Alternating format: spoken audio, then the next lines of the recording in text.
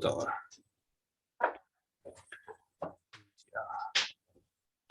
En la clase anterior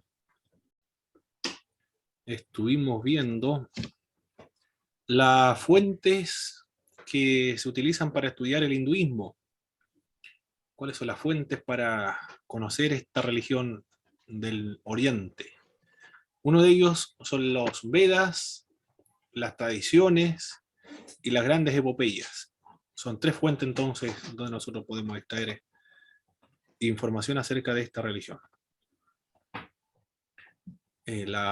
Lo que quiere decir el término o el concepto de religión telúrica. La religión telúrica considera a la tierra como sagrada, como los Aymara, por ejemplo, la Pachamama, o la Ñuquimapu, en Mapudungun. Ese concepto de considerar la tierra como sagrada es antiquísimo, de varias culturas de la tierra. Y el término técnico que se utiliza en religión es las religiones telúricas. El hinduismo con el cristianismo tiene varias similitudes. Por ejemplo, por lo menos en la parte externa, por supuesto, la parte exterior. Ambas religiones, el hinduismo como el cristianismo, tienen sus escritos sagrados, donde basan sus creencias. Los escritos sagrados son exhalados por sus dioses, en el caso del hinduismo por Brahman, en el caso del cristianismo por Dios mismo, por Dios, o Jehová en el Antiguo Testamento, y son escritos por videntes, o en el caso del cristianismo por los profetas. Los Vedas, que son escritos sagrados de los hindúes, son similares a los salmos bíblicos, porque tienen la finalidad de enseñar a alabar y a orar. Contiene el hinduismo relatos del diluvio, de la creación del universo. También hay un relato acerca de la encarnación de un dios. Estos son importantes, estas similitudes que existen en el hinduismo con el cristianismo, porque en la clase anterior estuvimos viendo por qué estudiar las religiones comparadas, las religiones del mundo, porque servía para eliminar los obstáculos al momento de presentar el evangelio, o las misiones sirve para la evangelización, para profundizar nuestra fe también. Y en el caso de las misiones, estas similitudes que tiene el hinduismo con el cristianismo ya son punto de contacto para nosotros comenzar a dialogar, a conversar, para tener algo en común con el hinduismo, y a partir de ahí comenzar el proceso de la evangelización. Los puntos de contacto se le denomina en las misiones mundiales, o las analogías de fe también, el otro vocablo que se utiliza para referirse a estos puntos de contacto. La diferencia, sin embargo, son abismantes entre una religión y la otra. El monoteísmo, por una parte, el exclusivista o exclusivo del cristianismo, y el politeísmo que prevalece en la religión del hinduismo. Pero no es única, porque también dentro de una rama o una secta del hinduismo hay un grupo que es monoteísta. La otra diferencia es que los dioses fueron creados. En cambio, el cristianismo, Dios es el que creó todas las cosas. Sus escritos sufrieron modificación a través del tiempo. En cambio, los textos sagrados permanecen inalterables a través del tiempo. Modificaciones superficiales por ejemplo, de añadidura, notas explicativas, pero no sustanciales como ocurrieron con los textos del hinduismo. Las doctrinas, la otra característica, la diferencia es que son incoherentes, las doctrinas del hinduismo. Se caracteriza también la religión por el eclecticismo. En cambio, en el cristianismo hay una unidad temática que une todas las partes. El hinduismo es sincrético, el cristianismo es monolítico. El cristianismo tiene dogmas, en el hinduismo carece de dogmas. Son muchos dogmas dentro del hinduismo. Dinámica, también se caracteriza por ser el cristianismo estática. En el cristianismo no hay conjuro ni magias. El cristianismo es exclusivista en cuanto a otras religiones, el hinduismo es inclusivista. El cristianismo señala que hay un solo camino para llegar a Dios, Jesucristo, y no hay otra forma de salvarse y conocer la verdad, sino por medio de Jesucristo. En cambio, el hinduismo es inclusivista, acepta e incluye una multitud de diversidad de religiones. Esas son algunas diferencias sustanciales entre el cristianismo con el hinduismo. Y en esta clase de hoy vamos a ver las principales ramas del hinduismo. También al reconocer los dioses hindúes, los principales dioses, la función que desempeña el tantrismo y que hace el tantrismo para poder fusionarse con Brahman, que es el dios principal del hinduismo, y los recursos utilizados por el tantrismo, cuántas subcastas aproximadamente existen en la India. Todo eso es lo que vamos a ver a continuación en esta clase. No le envié a ver cómo salgo de aquí. Aquí está. Las disertaciones, pero ahora no se me va a olvidar enviar las disertaciones. Bien, vamos a hacer esta presentación entonces. Aquí estamos. Perfecto. Aquí se ve la pantalla completa, ¿verdad, hermanos? Bienvenida también, hermana Danay. Se conectó ahora. Ya, aquí estamos entonces.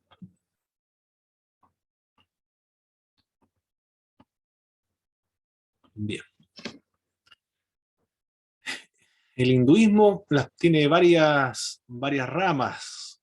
Es como un árbol con varias ramas. Entre estas ramas está el vishnuismo, también el sivismo, el tantrismo, y hay otra rama que lo vamos a ver después, el saktismo.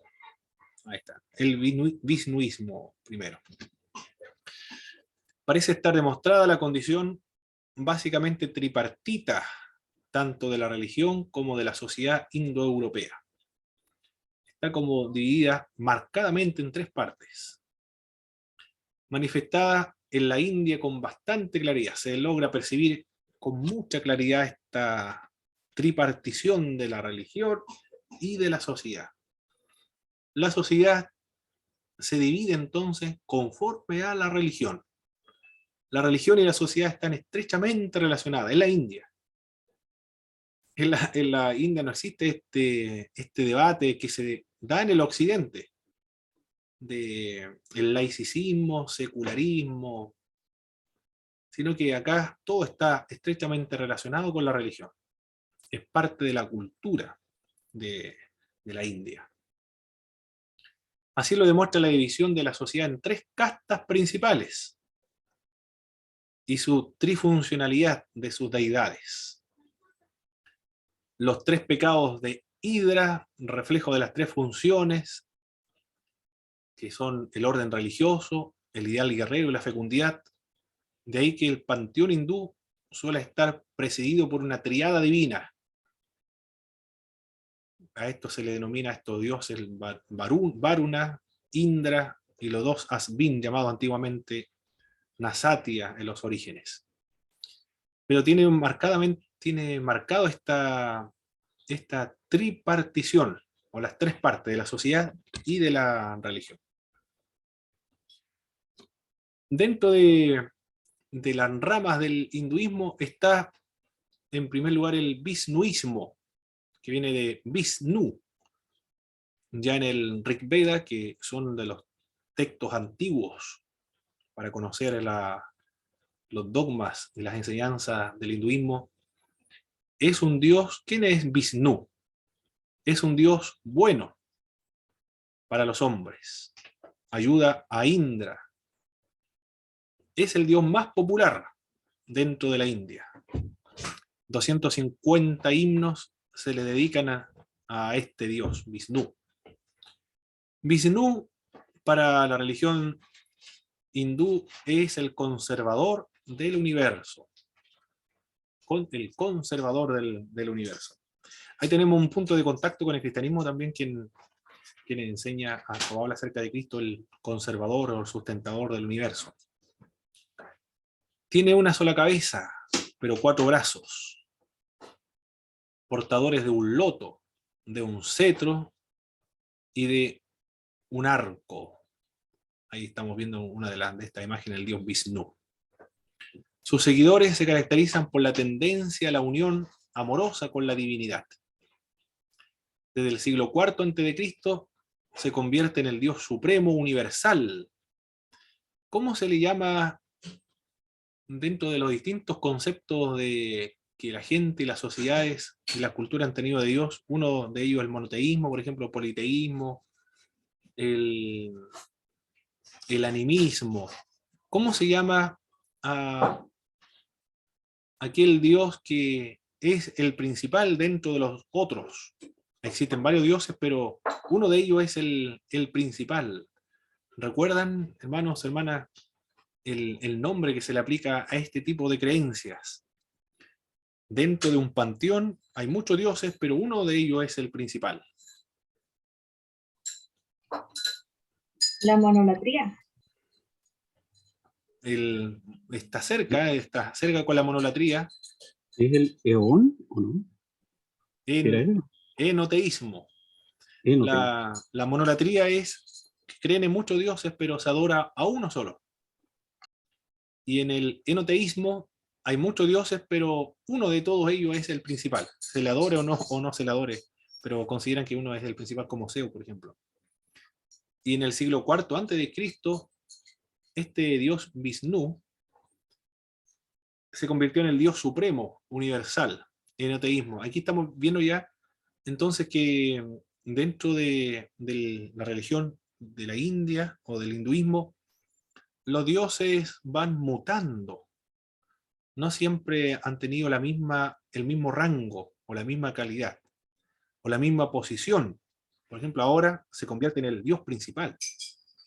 E incluso en el único dios dentro de la religión hindú, como son tantas sectas, tantos grupos, son incoherentes, contradictorios. Nosotros decimos son politeístas, la gran mayoría, pero también hay un grupo de una secta vishnuista que es monoteísta. Y para esta secta de esta rama del vishnuismo, Vishnu es el único Dios y no existe otro Dios. Hay un concepto monoteísta entonces con ellos. Si los misioneros conocen bien la religión hindú y se van a predicar a la India, se van a encontrar con muchos grupos y subgrupos, castas y subcastas, diversas religiones locales, supralocales, también hay otras, y entre ellos hay unos que son monoteístas. Entonces, si se le predica el monoteísmo cristiano, no van a tener muchas complicaciones conceptuales en su mente y en su cosmovisión en aceptarlo, porque también ellos, dentro de este grupo, son monoteístas. Entonces, el monoteísmo no es exclusivo entonces del judaísmo, del cristianismo y del islamismo. Aquí estamos viendo que también se da el monoteísmo en el hinduismo, porque una de las sectas vishnuistas considera a Vishnu como el único dios, y otros como uno de los dioses principales. En el círculo de Vishnu se mueve Krishna. Krishna es originalmente un dios pastor. Esas son una de las ramas, el vishnuismo. Otra de las ramas principales del hinduismo es el sivismo. Viene de Siva. Yo lo he escuchado también con Shiva, Siva o Shiva. Me acuerdo del libro de texto, sí, un libro de texto que lo escribieron los de Estados Unidos, o los británicos, va a ser Shiva. Y si lo escribo en español, estoy diciendo acá a Manuel Guerra, que es un español, Siva solamente. Este Dios, ¿cómo es este Dios para uno de los grupos de los hinduistas? Es el gracioso. Eso significa Siva, el gracioso o el benévolo. Nombre propiciatorio y Dios autónomo, probablemente durante algún periodo arcaico muy antiguo. No tiene amigos entre los dioses y entre los hombres. a los cuales no ama, sino que este Dios Siva, entonces como el Dios, es un Dios malévolo entonces, para los hinduistas. No ama a los hombres, sino que los aterroriza y los mata con enfermedades. Es un Dios demoníaco entonces, es de vientre negro, de espalda roja, tiene un arco y tiene flechas para matar a... Bueno, todo esto son imágenes simbólicas para acabar con los seres humanos, diezmarlo por lo menos. Es el dios del Siva, es el dios transformador, y por lo mismo que deshace y rehace la vida. Deshace la vida, pero no como nosotros lo imaginamos, porque podemos ser prejuiciosos y anticipar las características terroríficas y maléficas que tiene este Dios, pero en realidad él destruye, él diezma con la finalidad de rehacer la vida, hacerla de nuevo. Pero Siva al mismo tiempo, por eso es que Siva al mismo tiempo tiene otra cara, del Dios benévolo. Es el Dios de la gracia y el Dios del amor, que increíble la paradoja, la contradicción de, de, de estos dioses dentro de esta religión. Bueno, el hinduismo se caracteriza por eso, el eclecticismo, la incoherencia y la contradicción. No tienen problemas para ello, porque es una cultura que no es una cultura lógica. Acepta la contradicción acá, porque este Dios es malo, pero al mismo tiempo es bueno. Y es el Dios de la gracia al mismo tiempo. Y el Dios del amor. Increíble, ¿eh? ¿Cómo se puede entender este Dios tiene esas características? De la gracia y del amor, pero al mismo tiempo diezma, aterroriza. Y no ama a los hombres, y luego los ama. Es representado a veces 3 y hasta con 5 cabezas, y 4 manos portadoras de un tridente. Un arco, tiene 4 manos, un arco, un tambor igual, un cordel, un cuerno. Tiene un collar y pulseras de serpiente alrededor del cuello y de sus brazos. Ahí tenemos la imagen de Siva abajo de la presentación en PowerPoint. ¿Qué piensa usted de este Dios que creen los hinduistas, hermano, del civismo, de que es bueno y malo al mismo tiempo? Ama y no ama. El Dios de la gracia al mismo tiempo. ¿Se parece al cristianismo en ese sentido entonces está el concepto de la gracia y del amor acá? Por lo menos un aspecto de este mismo Dios, del civismo. En su libro de texto todavía no lo leen, ¿verdad? No, pero lo encuentro como muy bipolar. Es un Dios bipolar. Es un Dios bipolar este Siva, ¿eh? Claro que sí. Me gustó el término que aplicó el hermano Robinson, un Dios bipolar. Muy bien. Bueno, estamos estudiando aquí otra cultura, ¿eh? Otra cosmovisión, otra forma de ver e interpretar el mundo. Totalmente distinto a la nuestra. Bien, hemos visto el visnuismo y el civismo. Ahora, otra de las principales ramas la tercera son 4, otra de las principales ramas del árbol hindú es el tantrismo. El tantrismo trata de provocar vivencias de especial intensidad aquí y ahora, y emplea varios recursos, entre ellos los mantras, el mandala y las nudras. Quiere que la gente experimente vivencias espirituales aquí y ahora. Por eso emplea varios recursos. El tantrismo es un sistema religioso de ejercicios y ceremonias preferentemente ritualistas. Tiene la finalidad, o tiene esta característica de ser mágicas. Ejercicios y ceremonias que tienen una finalidad mágica, de tener una experiencia o una vivencia de especial intensidad acá. Bueno, es una religión, y todas las religiones tienen estas características de tener una experiencia mística, una experiencia espiritual, aquí y ahora. No solamente un dogma, sino tener una experiencia. Por eso en la primera clase estuvimos viendo que es muy difícil conocer las otras religiones porque cada una de ellas se reserva el misterio que no se va a dar a conocer a un iniciado. Y para conocer verdaderamente una religión, primero hay que experimentarla. Tiene que ver con la conversión, convertirse a esa religión para comprenderla realmente. De lo contrario, no se va a comprender, porque aquí estamos viendo en esta parte del tantrismo, la función o la meta es la experiencia, tener la experiencia, pero de índole mágica.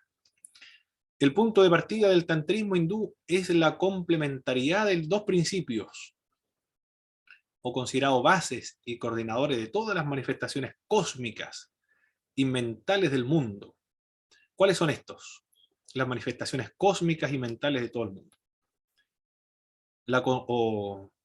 El principio masculino es una de ellas, o la conciencia cósmica y el femenino. El principio masculino, conciencia cósmica y el femenino. O la materia y la energía, las fuerzas cósmicas. En el arte hindú, su representación suele ir unida al erotismo sexual y a prácticas secretas de promiscuidad sexual, con un simbolismo demasiado realista, que es extraño al arte occidental. Es un arte, puede ser por medio de esculturas o imágenes tridimensionales, por ejemplo, que es extraño al arte de Occidente, pero para ellos no tiene ningún problema porque todo está revestido de simbolismo. En la ética hindú cuenta la intención, el valor simbólico, no propiamente la bondad o la malicia objetiva de lo que se está representando por medio de estas imágenes o por medio de estas culturas tridimensionales. El tantrismo derribó las barreras de las castas y las barreras de los sexos, abriéndose a hombres y mujeres de cualquier posición social. Que lo que hizo el tantrismo entonces, terminó y derribó las barreras divisorias, gracias a la experiencia y a los recursos que empleaba para lograr estas experiencias. Terminó con las castas. Dentro del hinduismo las castas son fundamentales para articular la sociedad, construir la sociedad, o se mantenga la sociedad, permanezca estable a través del tiempo, pero el va en contra de el orden social de los hindúes, o de la India, y también derriba, aparte de las castas, elimina todo tipo de discriminación, elimina estas discriminaciones de hombre y mujer. Todos adquiere la misma posición social dentro del tantrismo. ¿Cuáles son los recursos que emplea el tantrismo para lograr estas experiencias espirituales? Aquí se puede comparar con el cristianismo, de lograr estas experiencias espirituales dentro del cristianismo, dentro de una tradición cristiana que tiene que ver con el misticismo. También intenta lograr lo mismo, la experiencia con la divinidad, o el pietismo, expresar la devoción, la búsqueda de la devoción con Dios. Lo místico y el pietismo.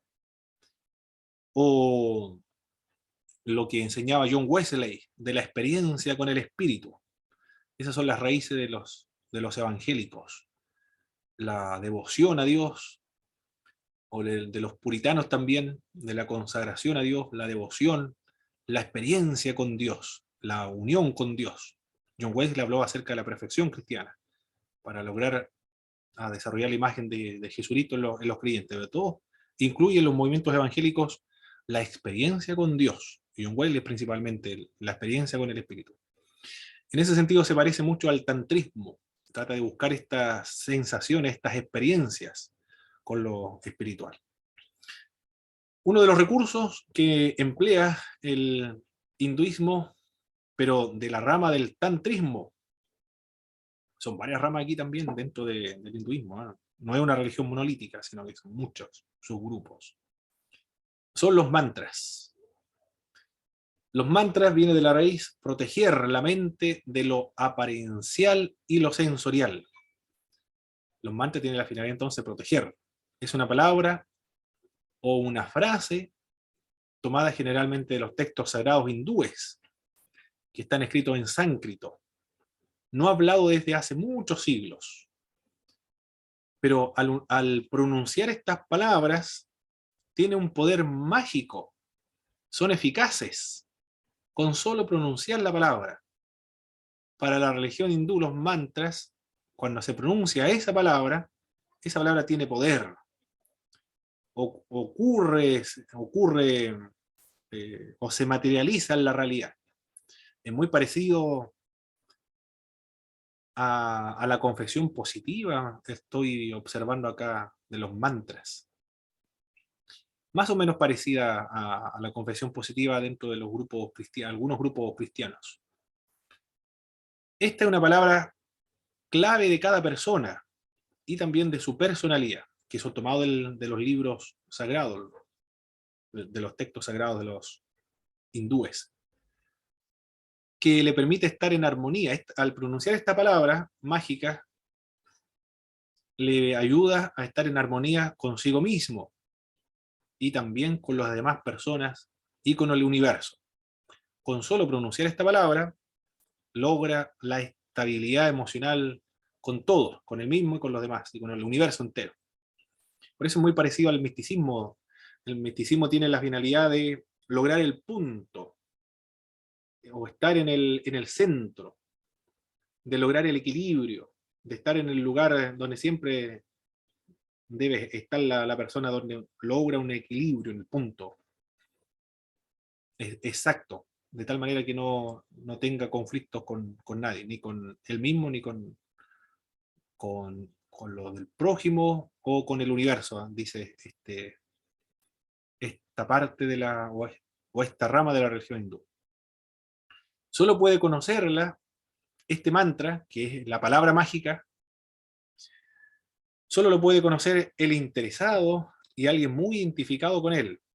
Lo puede conocer él, o la esposa, o el esposo de ella.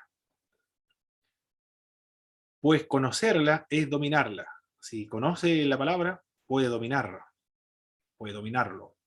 Su eficacia no depende de su comprensión ni de su meditación. Aunque comprenda o no comprenda la palabra, si ya la usa, ya logra su efecto. Sino de la rectitud de la intención. ¿Con qué finalidad utiliza esta palabra? Ahí sí se ejecuta o se lleva a cabo. Y sobre todo, de perfección de su recitación. En el mantra, la palabra va a cumplir el objetivo, el propósito por el cual se pronuncia, si se pronuncia correctamente, si el ritmo es correcto, si la melodía es correcta y la postura física cuando se pronuncia está correcta también. Las sectas de origen hindú han puesto de moda los mantras, que se dan tras haber abonado un precio muy elevado. Se venden también los mantras a las personas que andan buscando experiencias espirituales, experiencias de estar bien consigo mismo, con los demás, con el universo, le llaman ellos, de lograr un equilibrio cósmico, le llaman otros, y tienen que pagar una suma considerable, muy elevada para que los de la religión de los hindúes le revelen la palabra para él en particular. Y en eso consisten los mantras. Entonces, los mantras son recitaciones de palabras, pronunciación de palabras, pero que procede de los textos sagrados. Tiene que ser muy riguroso el momento de pronunciarlo y también con una actitud correcta. Otro de los recursos que emplea el tantrismo es el mandala, término que significa círculo, o también reunión, es o pintura. Son figuras generalmente geométricas, puede ser un cuadrado o un círculo, en las cuales se inscriben o insertan categorías de budas, bodhisattvas o espíritus. Los monjes pueden ser, a veces también algunas letras sánscritas, catalogadas como sagradas o letras sagradas. Se usan como soportes para la meditación y medios para sintonizar plenamente con uno mismo y con todos los seres. No sé si usted, al ir al supermercado a alguna parte o al centro también, en las librerías, se encuentran los mandalas, lo recomiendan para los niños. No sé si lo han visto, hermanos o hermanas. Sí, hermano, es frecuente verlo en las tiendas, librerías, como usted dice, para los niños, porque según los relaja y los concentra, así que Exactamente. se ve mucho. A mi hijo le recomendaron eso, de que pintara un mandala, pintar de varios colores para que se concentrara. Bueno, se creó con esa finalidad de profundizar la meditación, sintonizar plenamente con uno mismo y con todos los seres. Bueno, si se utiliza para concentrar, no hay ningún problema acá, para lograr la concentración. Aunque tiene un origen espiritual, o de la religión hindú, pero también con esa finalidad de, de encontrarse consigo mismo y con todos los demás seres. El principal mandala tal vez sea la sílaba sagrada. También se pronuncia, no solamente se pinta, sino también se pronuncia. El principal mandala es el Om. Se debe pronunciar no como Om, sino que se debe pronunciar como Aum, con una resonancia nasal. El Aum, que debe permanecer por un instante, hacer vibrar las fosas nasales. ¿Qué es lo que es el Aum? Es el propio Brahman, reducido a sonidos o reducido a vibración, según lo que dice lo que han estudiado la religión de los hindúes. Si uno se va al universo y pone atención en el vacío del universo, escuchará esta vibración, este sonido. Es el mismo Brahman, dicen ellos. Si se va al espacio, un ruso de la época de la Unión Soviética, que oficialmente era ateo, el ruso dijo: aquí no veo a ningún dios, Dios no existe, porque cuando yo fui al espacio no había ningún dios, no había Dios. Si va un hindú al espacio, dirá: este silencio es el silencio de Brahman. Este es Brahman, reducido a sonido y a vibración. Según algunos yogis, produce algunos efectos superiores incluso al de la lectura de los Vedas. Algunos yogis dicen entonces es mejor el mandala o pronunciar este nombre de Brahman que incluso leer las mismas lecturas. La lectura de los Vedas, la lectura sagrada. Estos recursos son para la experiencia espiritual, para tener esta experiencia en el aquí y el ahora, de los efectos espirituales profundos y místicos de la religión. Otro recurso son las nudras, palabra que en sánscrito significa determinados ademanes físicos, especialmente algunos gestos simbólicos hechos con las manos, usado por su magia, capacidad evocadora de determinados estados mentales. Los nudras son ejercicios físicos entonces, o ademanes. Los mantras son palabras que se pronuncian, mágicas. Los mandalas son pintura o esta pronunciación del Om. Y los nudras, posiciones físicas. Otra de las ramas del hinduismo es el Saktismo. ¿Qué es lo que es el Saktismo? Aparece marcado por el signo femenino. Tiende a situar a una Sakti. ¿Qué es lo que es una Sakti o diosa en la cima del panteón? Generalmente la esposa de Shiva. Sakti, entonces, la diosa que es superior a los otros dioses. Y esposa, generalmente, dicen, de Shiva. Es la representación de la energía y las potencias divinas, de su poder creador y renovador de todo. La Sakti es una supervivencia más o menos alterada de la Suprema Madre Tierra, de la religiosidad telúrica de los antiguos indoeuropeos.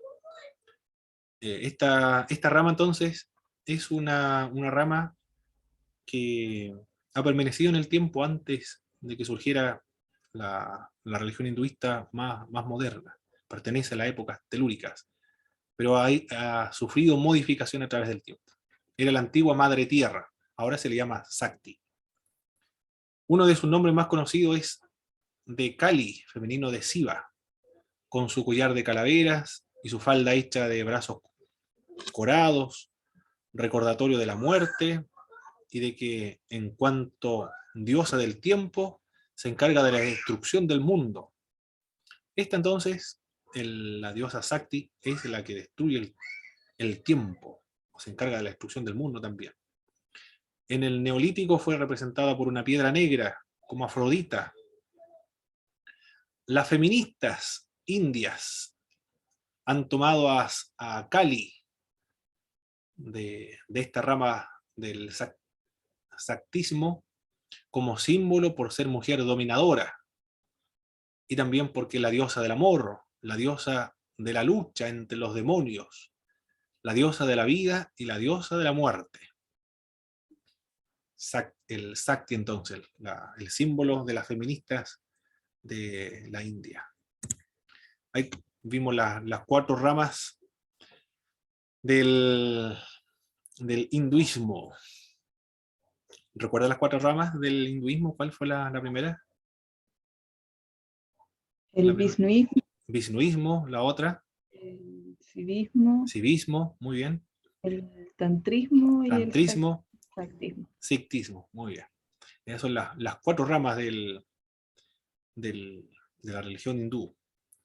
Nosotros también podemos, en el cristianismo podemos decir lo mismo, existen confesiones cristianas, como la ortodoxa del Oriente, por ejemplo, el catolicismo romano y las protestantes. Son 3 ramas también, o confesiones. No son 3 religiones. Aquí hay un problema cuando se cambia, por ejemplo, un sacerdote católico, se va a la iglesia anglicana, sigue ejerciendo como sacerdote de la iglesia anglicana, que es muy parecida a la católica romana, una parte. Dicen se cambió de religión, pero está errado esa expresión, porque no se cambió de religión, se cambió de confesión nada más. De una confesión católica romana a una anglicana. Una del obispo de Roma, la otra del obispo de Inglaterra. O del mismo modo, cuando un luterano, por ejemplo, se hace bautista o aliancista, no se cambió de religión solamente, se cambió de denominación nada más, porque ni siquiera es una confesión. O un ortodoxo se hace protestante, es un cambio de confesión nada más. También tenemos confesiones, al igual que en el hinduismo. La condición étnico-política del hinduismo. El hinduismo es una religión sin fecha documentada de nacimiento ni de edad, porque es antiquísima. Imagínense que proviene de la religión telúrica y que fue mudando, evolucionando, cambiando a través del tiempo, y continúa mutando a través del tiempo. Se siguen integrando nuevos dioses a su panteón. Algunos han aceptan el cristianismo, pero como uno de los tantos y muchos otros dioses existentes. Es una religión sin fecha documentada. El cristianismo sí tiene una fecha, del siglo I, el judaísmo también, con Abraham, 2000 años antes de Cristo, cuando se le entrega las tablas de la ley, cuando salieron de la esclavitud de Egipto. Bueno, ahí sale el pueblo hebreo, pero tiene su fundación con Abraham, 2000 años antes de Cristo. En el año 600, siglo VII, nace el islamismo, pero la religión hindú es antiquísima, más antigua. No tiene fecha documentada de nacimiento ni de edad. Por eso que es la primera religión que se estudia en religiones mundiales, o cuando se estudia religiones mundiales, religiones comparadas. Los que no poseen la ciudadanía, es decir, los no integrados en las 4 castas, son oficialmente ateos, aunque profesen y practiquen otra religión. Oficialmente se les denomina ateo porque no pertenecen a una de las 4 castas. El clasismo de la ética hindú, adaptada a la estructuración en castas, término derivado del latín castus, puro, usado en la época tardía para designar algunas notas del sistema social indio, del siglo XVI después de Cristo. Hay un clasismo marcado ahí. Para nosotros le podemos decir clasismo, que se agrupa en la sociedad de acuerdo a las clases sociales. Pero acá estas clases o estas castas tienen un origen religioso, diferente a lo que ocurre en el occidente. Otra de las características del hinduismo es que hay ausencia de proselitismo formal. Ellos no intentan predicar su religión a otras personas. Los sivistas no tratan de ganar a los tantristas, o los vinuistas no tratan de ganar a otros grupos, subcastas. Se quedan tal cual como nacieron. No se hacen problema de andar ganando gente para su respectiva subreligión o subgrupos o subsectas. En nuestro tiempo, la condición étnico-política del hinduismo, que no deja de ser anacronismo, va perdiendo algo de su vigor anterior. Ya está quedando como anacrónico esta división de la sociedad en castas. Debido a la legislación civil, la legislación y las leyes dentro de la India va haciendo desaparecer lentamente la división y la estructura de la sociedad en castas. Y de los mismos condicionamientos religiosos igual. Por ejemplo, en alguna región o estado autónomo al noroeste de la India llamada Assam, basta que un clan tribu acepte algunas costumbres hindúes, asimilación de sus deidades, por ejemplo, las hindúes, no matar vacas, practicar algunas prescripciones rituales, para que se convierta en una subcasta más y quede incorporado al hinduismo. Es muy fácil que personas sean parte de una subcasta dentro de los hindúes. No simplemente aceptar ciertas prácticas, como no matar vaca, por ejemplo. Al revés, algunas sectas de origen hindú siguen siendo consideradas hindúes por el solo peso de lo étnico político. Aunque practiquen ritos extraños al hinduismo, no visiten, de hecho, incluso tengan prohibido visitar los templos hindúes, siguen siendo considerados de la religión o hinduistas. En cambio acá, en el cristianismo, por lo menos en el mundo de los evangélicos, una persona evangélica, nosotros lo consideramos como cristiana. ¿En qué momento lo consideramos nosotros como cristiano o cristiana, hermanos o hermanas? Nosotros le podemos denominar con confianza y con seguridad, es un hermano en Cristo. Para nosotros los evangélicos.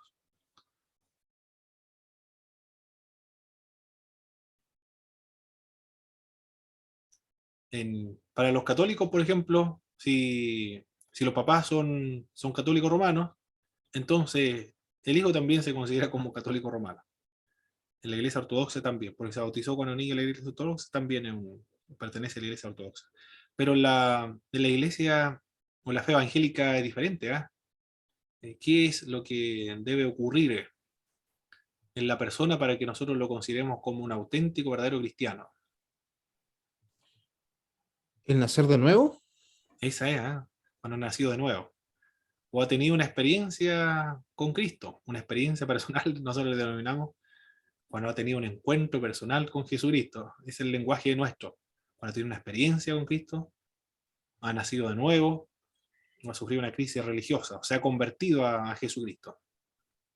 Muy bien. Acá en el hinduismo no es así, simplemente porque nació en esa casta, en ese grupo, se considera hindú, aunque no practique ni crea tampoco en ninguno de los dioses de los hindúes, puede ser ateo desde nuestra perspectiva, pero sigue siendo parte de esa religión y él mismo se sigue considerando parte de esa religión. No hay proselitismo también, ellos no evangelizan a otros grupos, y hay una cantidad impresionante de castas y subcastas. La estructuración de la sociedad en 4 castas son innumerables, con sus innumerables subcastas. Se estima que hay aproximadamente unas 5.000 subcastas dentro de los hinduistas. Todavía hay gente, en no pequeña medida, a pesar de su provisión en la moderna constitución de la India, que viene del año 1947. Todavía existen las castas y hay una subcasta de 5.000. La casta es un grupo corporativo. La casta es un grupo que es cerrado. Nadie entra de allí.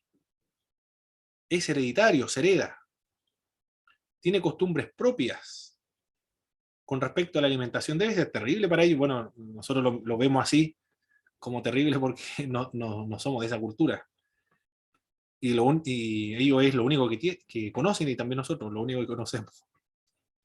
Pero las costumbres propias respecto a la alimentación, por ejemplo, ellos en su casta comen ciertos alimentos que no les está permitido para otra casta. Y la otra casta tiene otras costumbres y otra forma de alimentarse también. También al matrimonio, no se pueden casar con cualquiera, tienen que casarse con miembros de la misma casta. En ese sentido, es un matrimonio endogámico entonces. ¿A qué se refiere este matrimonio endogámico? Contraído entre los de la misma casta o la subcasta. Las castas, todas se diferencian por los vestidos. Todas las castas tienen sus respectivos vestidos distintivos. Los indios cuando caminan por la calle saben por la vestimenta, por las comidas que están consumiendo, a qué casta pertenecen. Por los ornamentos, las señales distintivas de cada una de ellas, a fin de evitar el trato indebido. Claro, por eso que deben tener costumbres, ornamentos, señales, vestidos, comidas distintivas, porque no se pueden mezclar entre ellos. Y así le evita el trato indebido y el consiguiente contagio socio-religioso, porque si se mezclan las castas, hay un contagio social y religioso al mismo tiempo. La sociedad entonces está estrechamente relacionada con lo religioso. En cambio, acá en el occidente se separa lo secular y lo espiritual, por lo menos para el occidente. Cuando hablo de occidente me refiero a los cristianos que viven en el occidente, que hacen esta división o esta separación entre laico y lo consagrado, o entre lo espiritual y lo material, o entre lo secular y lo eclesial. Pero eso solamente en los cristianos occidentales, porque los cristianos del oriente, la sociedad, la religión, la política, la economía, todo es uno. Y esta religión hindú es del oriente, por eso que está todo estrechamente relacionado. Lo social y lo religioso no se divide. Un sudra, mucho más un paria, debe estar separado de un brahmana al menos 32 pasos para que su sombra no le contamine. 32 pasos para que no sea el brahman contaminado. Tiene que tener esa precaución. Sumamente riguroso este grupo. Nosotros le denominamos discriminación, pero para ellos es una estructura para mantener el orden social y religioso. Tiene connotaciones sociales, políticas y religiosas al mismo tiempo. Bien, ¿dónde estamos aquí? Aquí habíamos quedado ya. El origen y naturaleza étnico-política de las castas. La palabra sánscrita significativa de casta, en varna significa de suyo color, también cualidad o naturaleza particular de un ser, su individualidad que en parte se confunde con el nama, nombre, de su doble vertiente, la genética hereditaria y las cualidades individuales y personales. La identificación de color y la casta es sin duda una designación de resonancia racial y social, pues el color blanco, rojo, azul y negro es el distintivo tradicionalmente correspondiente a cada una de las 4 castas. El blanco, rojo, azul y negro. Corresponde estos colores a cada una de las 4 castas. Casta es el nombre dado por los portugueses. Significa puro, no mezclado. Eso significa castas. Puro o no mezclado. Pero la India significa uno de los 4 grupos en los que tradicionalmente están divididos los indios, no marginados en lo social ni en lo religioso. Suele decirse que hay unas 5.000 subcastas, pero con este número exactamente 4.635, según un censo que se realizó en la India. Recientemente saluda a los jati, o sea, los incontables. Los jati son los incontables, los que no se pueden contar. Incontables especies, clase de hombre o grupos sociales, de índole profesional asentado en sus respectivos territorios. Algunos de ellos no pertenecen a ninguna casta, y estos, los que no pertenecen a ninguna casta, los jati, son los aborígenes de la India, o de los pueblos originarios de la India. La concentración urbana de nuestro tiempo está facilitando la mezcla, el trato, el matrimonio, cambio de profesión, etc. Con el tiempo, lo más probable, lentamente, las castas, bueno, ya están perdiendo su vitalidad, pero debe pasar mucho tiempo todavía para que disminuya a un pequeño grupo de personas que todavía sigue manteniendo esta distinción de las sociedades de las personas, o clasificar a las personas de acuerdo a la casta en la cual se encuentran. Los Dacia o los Arya o los arios. Desde Dacia era la designación de los autóctonos, o lo de los pueblos originarios, los vencidos de religiosidad telúrica, los de la religión más antigua, los de piel negra, evidentemente mucho más morena que la de los indoeuropeos invasores, más o menos rubio de la religión celeste y étnico-política. Los arias son nobles del sánscrito, de donde arios que comprendan las tres castas superiores. La religión hindú entonces tiene este origen y la naturaleza es étnico-política. La división de las castas. ¿Cuántas castas hay en la India? Los Arya vencedores se estructuraron en las tres primeras castas. Son las siguientes: los brahmanas, los ksatriyas, los vásias, los sudras y los parias. Los parias son los que no están integrados en ninguno de las tres primeras, perdón, las cuatro castas. Los parias de la sociedad, o los descastados. ¿Quiénes son los brahmanas?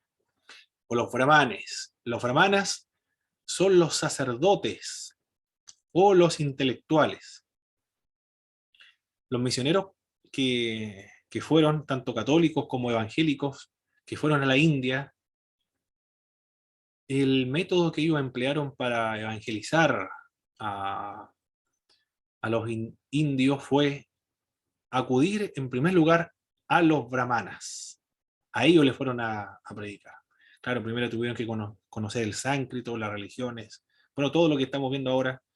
Ellos a mayor profundidad, y se demoraron años también, aprendieron el idioma, los textos sagrados, aprendieron las características culturales de los brahmanes, con la finalidad de presentarle el evangelio a ellos.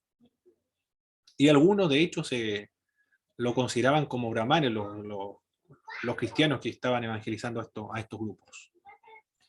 Son sacerdotes intelectuales, encargados de la realización y transmisión de la doctrina. Esa es la responsabilidad de los brahmanas. La doctrina religiosa, que era la prevalente, incluso la única existente al principio. Y de los ritos tradicionales. Esa es la responsabilidad de los brahmanas. En nuestros días no suele poseer el poder político. Tampoco los brahmanes ahora tienen el poder de los medios masivos de comunicación social, tampoco el poder económico. Pero ¿por qué su influencia es tan fuerte en la India? ¿O es tan enorme? La razón es por la vigencia de sus creencias, por el sistema de vida que lleva, el vegetarianismo, la no violencia, el respeto de la vaca, la ejecución de los ritos, etc.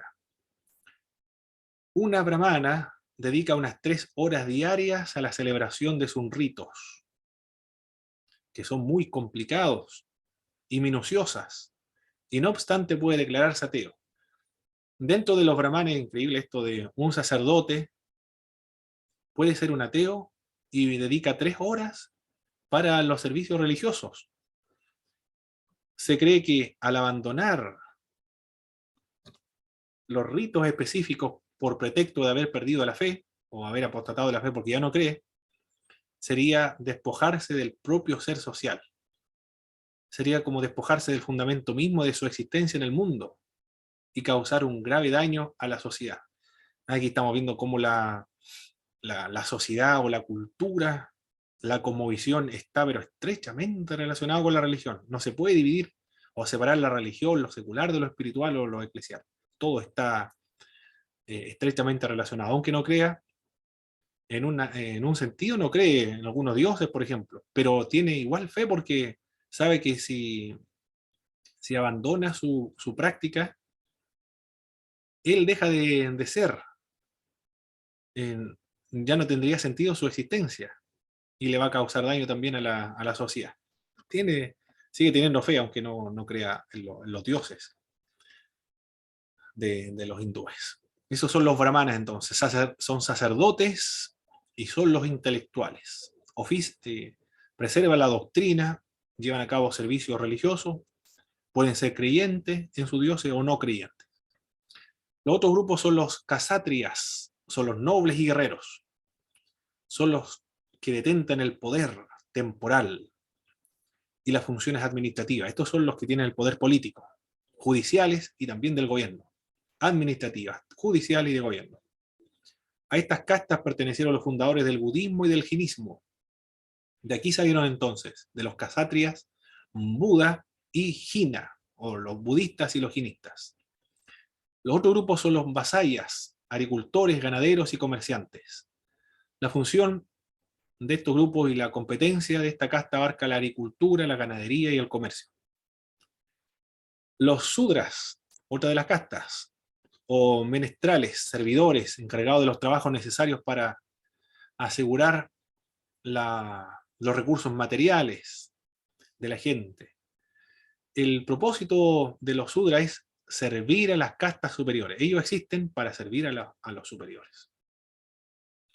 Los sudras convertidos al cristianismo son muchos sudras. Dentro de estos grupos hay una gran cantidad de cristianos que se pasaron a la fe cristiana.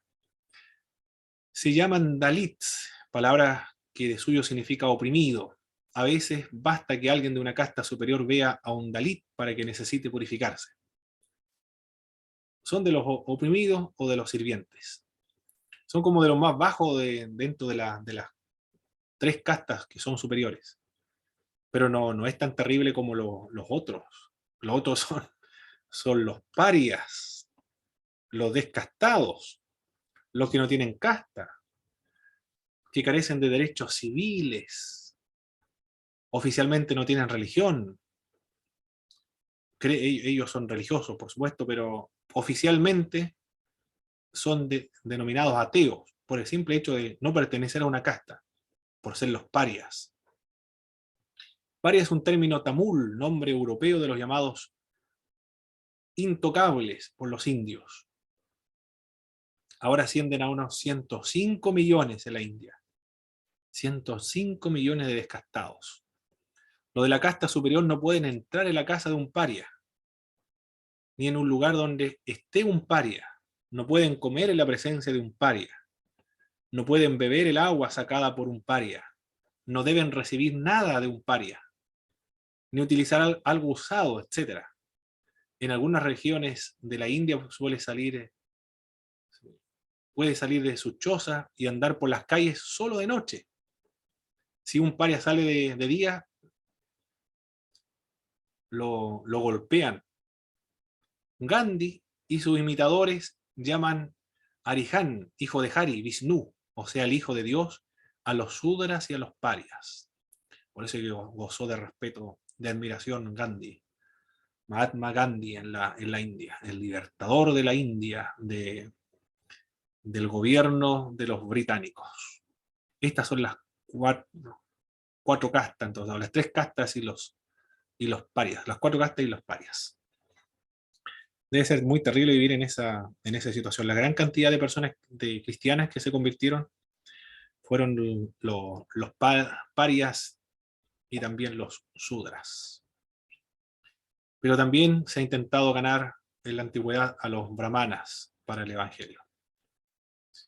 Pero los brahmanas se trató de ganar empleando otros métodos, que fue el método más académico, más intelectual.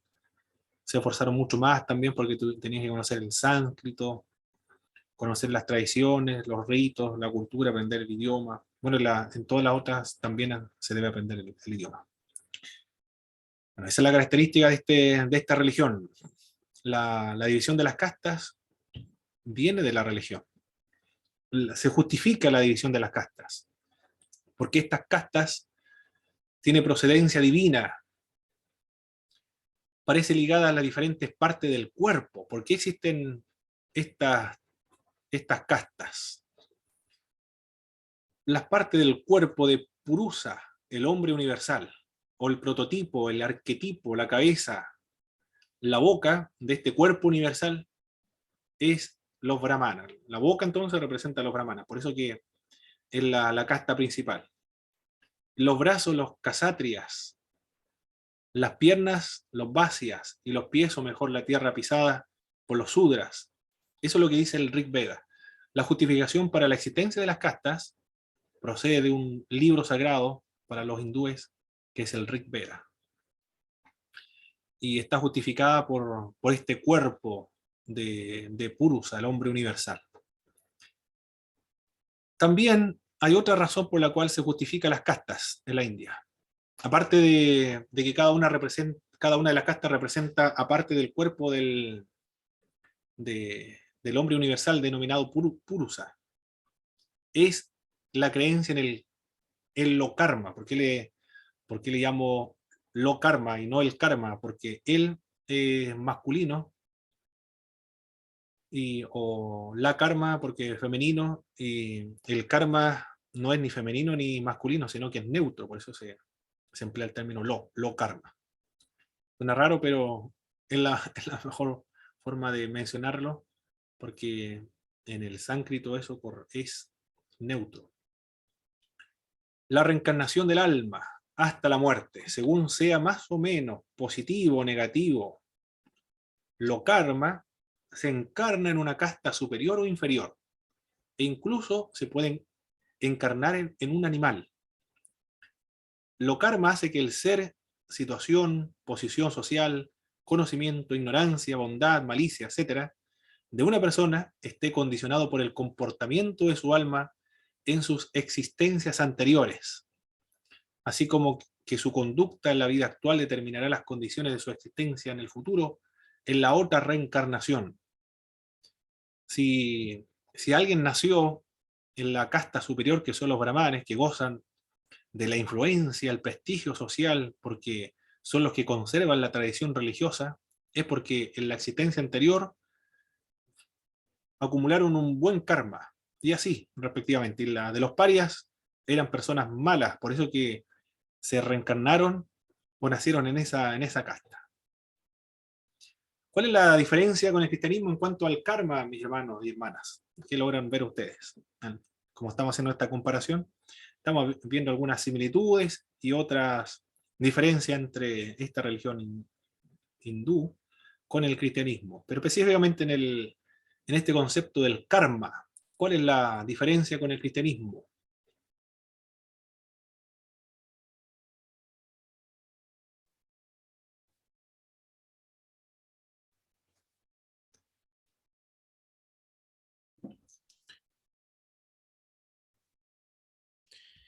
Profe, ¿Sí?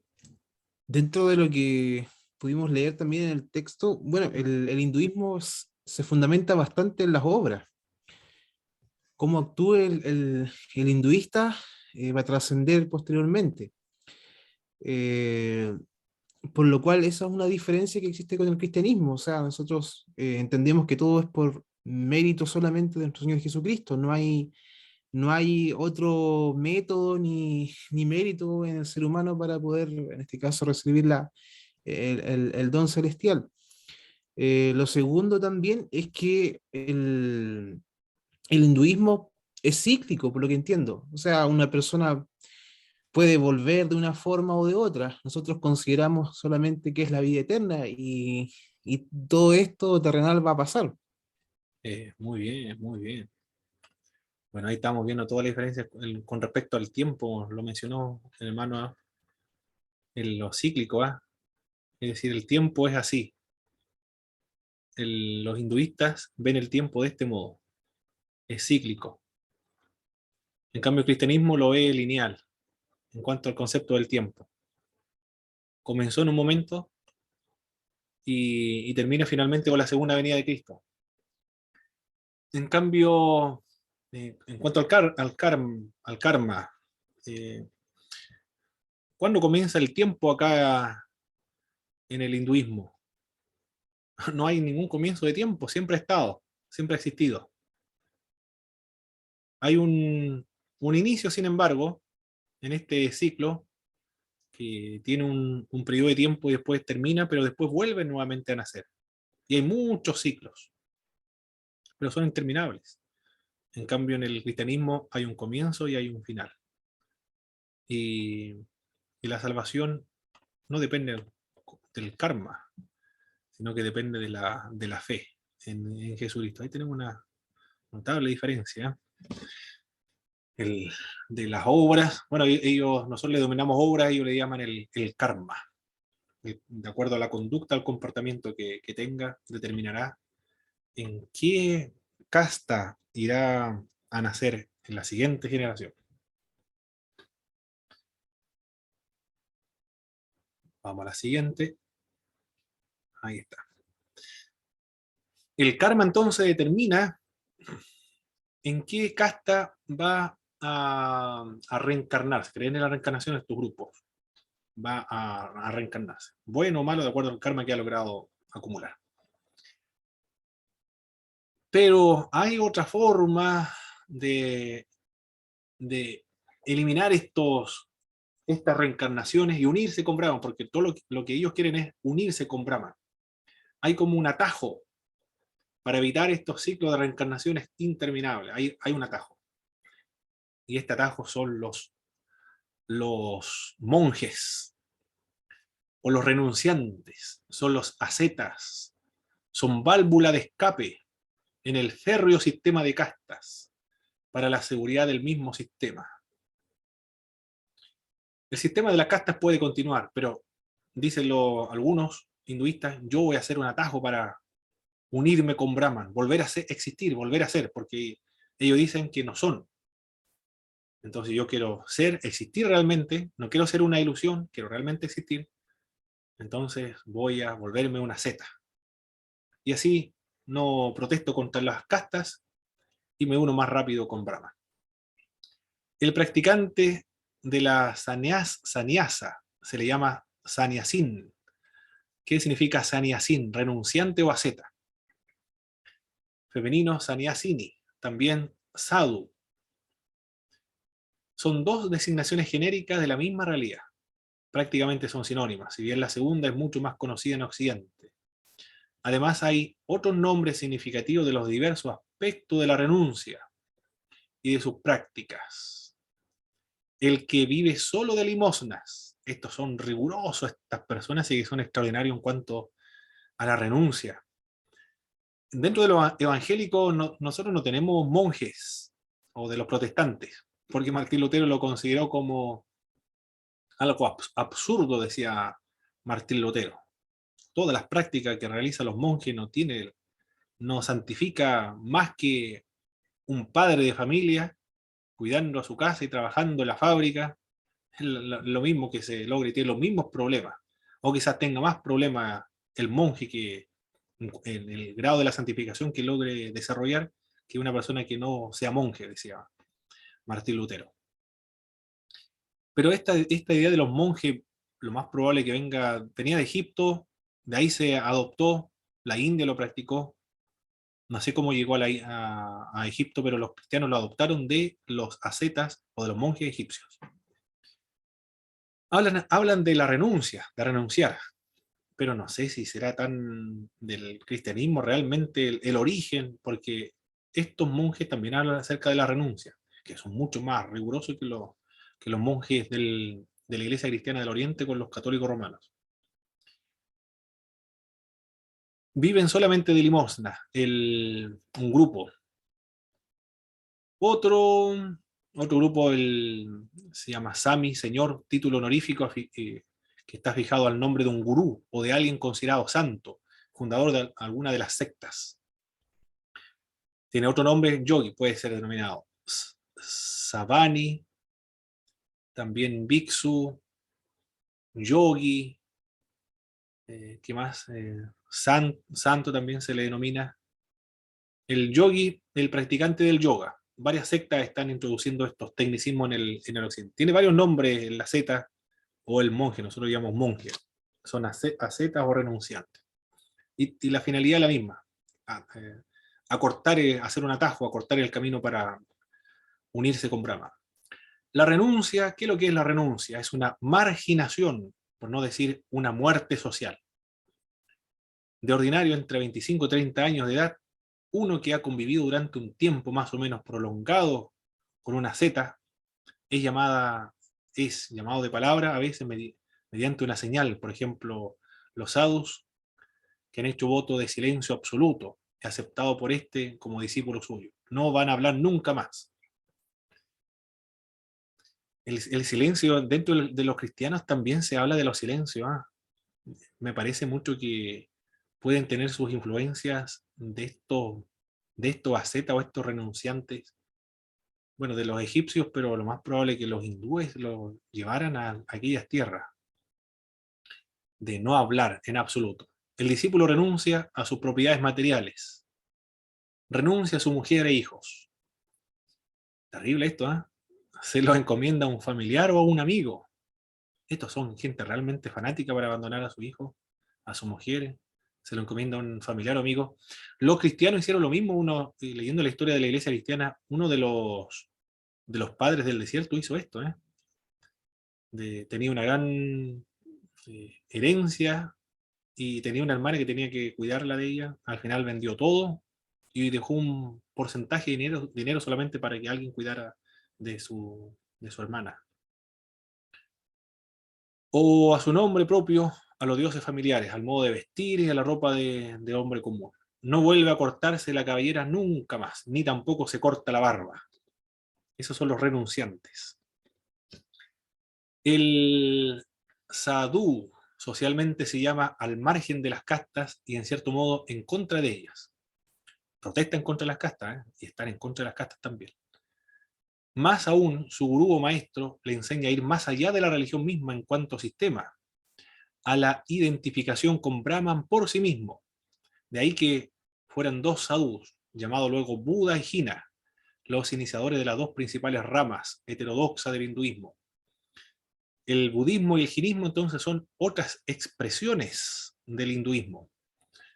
Bueno, se separaron, no fueron integrados porque sus fundadores siguieron otro camino, pero protestaron contra las castas. Actualmente hay 11 millones de sadhus que viven de hierbas. Sadhus, el nombre para referirse a los monjes, ascetas o renunciantes. 11 millones de sadhus que viven de hierbas, viven de raíces e insectos que se encuentran en la selva, viven en las cuevas, en las montañas. Por lo menos las personas que son más espirituales, por lo que ellos se consideran más espirituales, viven de ese modo. Raíces, hierbas, insectos, viven en las cuevas de las montañas. También en las aldeas y ciudades atendido por las limosnas de los hindúes, pues un sadhu necesita muy poco para no morirse. Entonces que son rigurosos en cuanto al ayuno. Necesitan es decir, ellos se alimentan solamente para no morir de inanición. Necesitan muy poco para no morirse. Algunos vienen a Occidente convertidos en gurú, fundadores de no pocas sectas. Pero, ¿qué dicen los indios o los hindúes acerca de estos gurús que viajan al Occidente? A vivir en buenas casas, a enseñar la religión hindú. Tienen reservas de los que salen de la India. No son bien vistos los que salen de la India, porque ellos dicen que el oasis no va al sediento, sino que a la inversa, el que tiene sed va al oasis. Según ellos, se halla en la India el oasis de paz, la serenidad y la armonía, de la que siente sed febril el occidente. Bueno, hay una diferencia con nosotros, no, los cristianos, la paz, la serenidad, la armonía, no se encuentra en una tierra o un método para unirse con Brahman, sino se encuentra en la fe, en la creencia, en la experiencia con Jesucristo, ¿no? En una tierra. Muy bien, esas son las creencias de estos grupos, de lo que estuvimos viendo, subcastas dentro de los hinduistas. Vamos a dar un repaso de lo que estuvimos viendo en esta clase. ¿Cuáles son las ramas principales del hinduismo, mis estimados hermanos, hermanas también? Ahora todos pueden estar participando acá. El ¿Cuál es? Vishnuismo. Vishnuismo, muy bien. ¿Qué más? El civismo. Civismo. Luego, Tantrismo, tantrismo. Y el sactismo. sactismo. Excelente. Identifique usted los siguientes dioses hindúes. Este es un dios bueno. Es el más popular de los indios. Es conservador del universo. En el siglo IV se convirtió en el dios supremo hindú.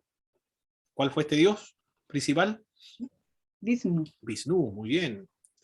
Este otro dios no tiene amigos ni entre los hombres ni entre los dioses. Aterroriza, diezma con enfermedad a la gente. Dios demoníaco, deshace y rehace la vida. Pero al mismo tiempo es bueno, de amor y de gracia. Es el dios, como dijo el hermano Robinson, el dios bipolar. El civismo. El civismo, muy bien. Siva. Bien, muy bien. ¿Qué función trata de desempeñar el tantrismo? ¿Por qué existe el tantrismo? ¿Qué es lo que intenta lograr el tantrismo? Vivencias de especial intensidad. Bien, vivencia, de especial intensidad, aquí y ahora. Para cumplir la función, el tantrismo, ¿qué es? ¿Cuáles son los recursos que utiliza para estas experiencias místicas y espirituales? Los mantras. Los mantras, perfecto. El mandala. Mándalas, ¿qué más? los mudras. Las nudras, muy bien. Reconozca los siguientes recursos utilizados por el tantrismo. Es una palabra o frase mágicamente eficaz, conocida solamente por el interesado o alguien muy cercano a él, que le permite estar en armonía con él o los demás, y también en armonía con el universo. Es una palabra mágica. Los Los mantras. mantras. El mantra, perfecto. La sílaba más conocida es el Om. Mandala. Mándala, perfecto. Consiste en gestos simbólicos hechos con las manos. Los mudras. Los nudras, excelente. ¿Cuántas subcastas aproximadamente existen en la India actualmente? 5. 5.000 eran. 5.000, extraordinario, mis hermanos. Muy bien. Leyeron el mismo libro que yo estoy usando acá. ¿Por qué hay ausencia de proselitismo formal en el hinduismo?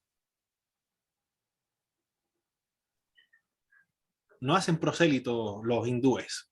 Una casta, una secta no trata de predicarle a la otra secta para que se convierta a la suya. Porque creen en las castas y las castas no pueden moverse. Muy bien, porque son una religión étnico-política. Nació ahí y ahí se va a quedar. No trata de ganarse a ninguna otra. Muy bien. Nació ahí y se quedan ahí. ¿Qué significa casta en la India? No como lo entendieron los portugueses, que es puro, sino cómo lo entendían, cómo se entiende la India.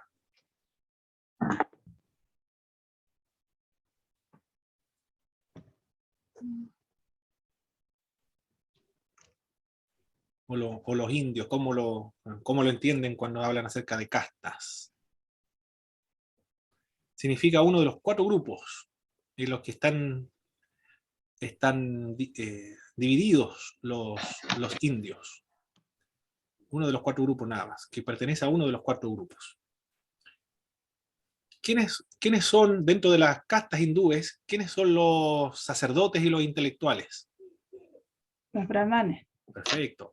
¿Quiénes son los nobles y los guerreros? Los casatillas. Los casatrias. Muy bien. ¿Quiénes son los agricultores, los ganaderos y los comerciantes? Los vaisyas. Vaisyas. Muy bien. ¿Y los servidores de las castas superiores? Los Los sudras. sudras. Y lo que no tiene ninguna casta, ¿cómo se le denominan a ellos? Los parias. Arias. Los parias de la sociedad. Perfecto, muy bien, mis estimados hermanos. Perfecto. El libro donde yo tomé las notas fue el de. El de, pero no me acuerdo el nombre, Manuel Guerra, aquí está. El texto, Manuel Guerra Gómez, un español de la editorial BAC, Biblioteca de Autores Cristianos. Excelente libro. Muy bien, mis estimados hermanos y hermanas, vamos a descansar un momento. A las 9 en punto retornamos nuevamente para la segunda parte de la clase. Nos vemos, mis hermanos. Bendiciones. Bendiciones.